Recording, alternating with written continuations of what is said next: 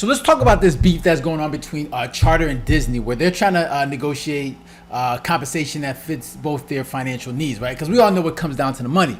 Because when it comes to cable, let's be honest, like cable is like less and less people are getting out of cable, right? The only people that tend to have cable now are like older people that want to watch their news and also people that are into sports. Like people want their sports, so a lot of these cable packages have sports. So a lot of people keep cable because of sports. But if you think about it, let's be real, cable is like so expensive, right? Like now, if you ask friends and family, you ask them how much they're paying, they'll be like $200. Like I have friends that are paying $200. Like, yo, why do you still have cable? Because like me personally, I haven't had cable in over a decade, right? Like the internet is an amazing thing. You can get a lot of what you want with the internet, and it's come a long way in terms of streaming. Because I remember like over a decade, like I was watching shows and movies online, and obviously there's different, and a lot of people were doing that. There was like different ways to do that, and they've come a long way when it comes to streaming. So when I hear people like paying like over $200 for cable, it's like that makes no sense. Like why would you spend that much money on cable, especially when you look at the package? Like you have thousands of channels, you probably only watch like 20 of them, and you're paying so much money for that. It's like, and it just makes no sense. But you can see things are changing now, especially when it comes to streaming, and you see a lot of these like cable companies and programmers, they're losing so many subscribers because people are like realizing like, you know what, it makes no sense to be paying this much money for shows that I don't watch. And then you can see that when it comes to the dispute with Disney and Charter, that they're feeling that impact because they're losing subscribers by the boatload. They're all trying to go to streaming, and because of streaming, like you see these cable companies losing subscribers because now they're getting away from them unless they carry the internet, of course. Like if you have, the only reason why you have cable is because they carry internet, they're an internet provider. But when it comes to like the things that they offer, like you're like the packages that they offer, like I'm not gonna pay for that package because the majority of shows I just don't watch. So. And we're gonna talk, and I'm gonna read an article from like Barron's, and it's gonna talk about the future of like cable, like the impact of cable, because like you said, like I just talked about, a lot of people are just unsubscribing, like they're cutting cable and they're reducing, they're going to lower packages where they're just carrying the internet, or they're going to other different places like Apple TV, Hulu, and they're going to different places where they can watch the shows that they want, which makes more sense, right? It's just like if I want to, like when it comes to like YouTube, what make YouTube so great is like I can go a specific subscriber and be like a content creator and watch what I want. With cable, when they just had all the packages together, you had to be stuck with that certain package and you had to pay that price. But now with all these different content creators, content where you can buy certain specific things where you want to watch exactly what you want. Now you get to choose what you want, and you can do it at a much cheaper price. So I think and you see these cable companies, they're feeling that effect. So we're gonna read real quick like what's going on with Charter and Disney and like what this means for like the future of like cable. So it says Spectrum subscribers looking to cancel their cable television package may feel like they have a new reason to do so. Like negotiations between Spectrum parent company Charter Communications and Walt Disney soured ahead of Labor Day weekend, with the House of Mouse ultimately pulling its channels from the cable provider. Charter proposed that Disney offer its customers free access to Disney streaming services, especially ESPN. Disney rebuffed the offer as the company continues to prioritize streaming. So like what's happening is like because the habits of viewers are changing, Charter's like, you know what, like instead of paying for that your Disney content, we want that a part of the package for free. And of course, Disney's like, no, we're trying to do something when it comes to streaming, so we're not going to do that. So obviously, when that happened, Disney said, you know what, we're going to pull our content from Charter, and millions of viewers were like, all right, they couldn't watch ESPN content, they couldn't watch sports content. So a lot of viewers were without a lot of shows that they wanted to watch in terms of sports and like Disney content. So and because of that, it's like Charter's like, you know what, all right, this is what we want. So if you're not going to give it to us, then you're going to have to do what you have to do. So now they're trying to figure that out.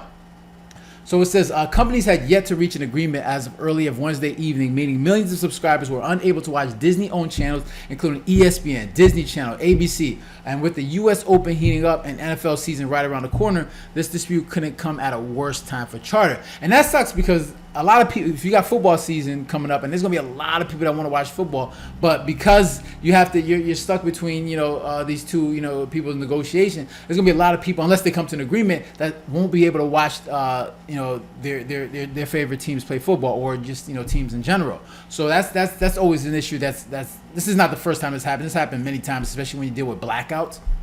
But this is something that could linger for a while. So it says, in our view, there is a significant urgency for these negotiations. As the longer it drags out, the more customers Charters will lose, and less likely they are to come to terms with Disney, wrote BofA securities analyst.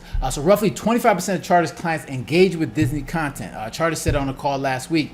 Ralph whatever estimates that SPAC could lead to a total loss of $5.4 billion in revenue this year for Charter in a worst case scenario. Charter anticipated some video related revenue loss as well as reduced advertising revenue even if the conflict were resolved.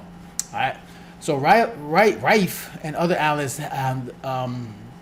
the dispute has brought to light some of the long-standing tensions with the current media landscape, where the needs of Disney and other content creators are clashing with those of content providers such as Charter. DirecTV is also embroiled in its own content squabble with local broadcast networks Nexstar, with recently pulled over 200 stations in more than 100 metro areas from DirecTV's network over a similar price dispute. So you see this happening across the board, like so many content you see so many cable companies and content creators companies trying to figure out negotiations based on the habits of viewers, right? Because let's be honest, like so many the way people are viewing content right now, they're not going to pay $200 for a select shows, right? They're gonna watch exactly what they want to watch. So they're trying to figure out how they're trying to how they're gonna push that to the to viewers and give them exactly what they want while still making their profits.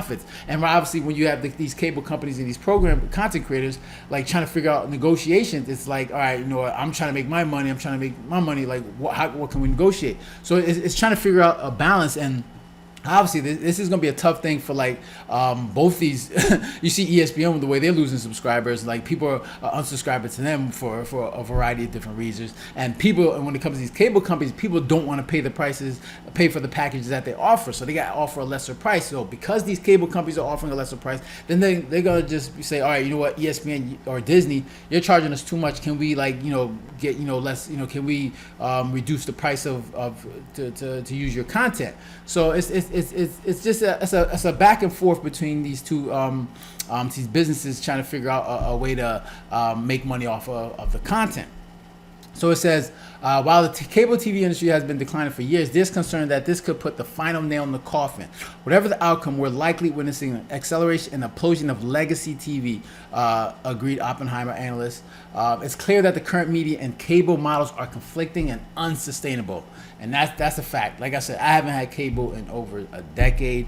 I never plan on going back there. There's just too many options, and there's too many cheaper options. You got YouTube TV that people are doing. Even that is probably a little expensive for a lot of people. But you got Hulu Plus, you got Netflix. There's just so many options. And once they figure out the sports part of it, and you see, they're already happening right now. Like you see Amazon, they're purchasing NFL content. So people have different options to watch, different sports when they want to. So you don't have to go to the cable company to say, all right, can you offer me this package so I can watch the sports content that I would like. So it says the winners out of all this may be internet providers, including YouTube TV, Hulu TV, Fubo TV, and DishNet and Dish Sling. Some of these have been gaining steady traction even before negotiations soured, with Hulu's web traffic up 7.2% year over year in July, and Sling's traffic up 11.8% according to data from SimilarWeb.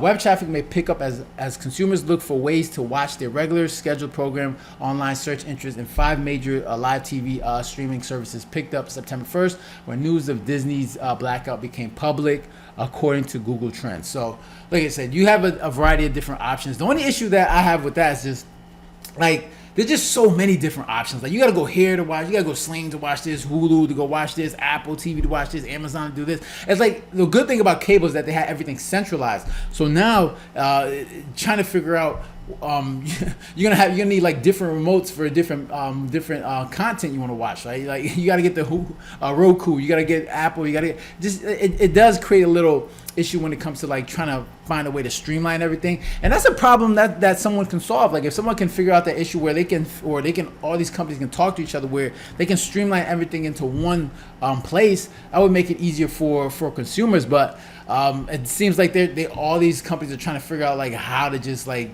organize and create their own content where they can, package it out to their customers. So that's the only issue. But like for me, like I said, like I don't even have any of these things. Like there's just internet is an amazing thing. There's just so many ways to get things for free on the internet. But for a lot of people, it's just like having a direct place where they can go and watch the content is obviously an issue. So they're gonna have to figure that out, because obviously when it comes to cable, no one's watching. No one's paying $200 for these cable packages, because it's ridiculous, especially today's times where inflation is just ridiculous. So it's having to figure that out. These cable companies and content providers, they're gonna have to figure out what makes sense for them financially, because cable is dying. Like no one's watching cable. People are done with that. People aren't going to pay $200 for a bunch of shows that they don't watch. So they're going to have to figure that out, and it's going to be interesting to see where they go long term with this. So let's check out Disney stock real quick. Disney stock. Let me see what they stock, because they've been going nowhere. So yeah, they had a good day. Yeah, well, yeah, they're up 1.28% yesterday, but over a 5-day period, down 0.5%. Over the month, over 6.5%. 6 months, 15%. Year to date, 8.3%. So they're struggling. Like Disney's struggling. They're trying to figure things out. So yeah. So it doesn't look good for them. So yeah, that's all I got for you guys. If you got any comments or questions, make sure to leave it down below. Hit the like button, share, and if you haven't done so already, make sure to subscribe. All right, so you guys take care and have a good one. Later.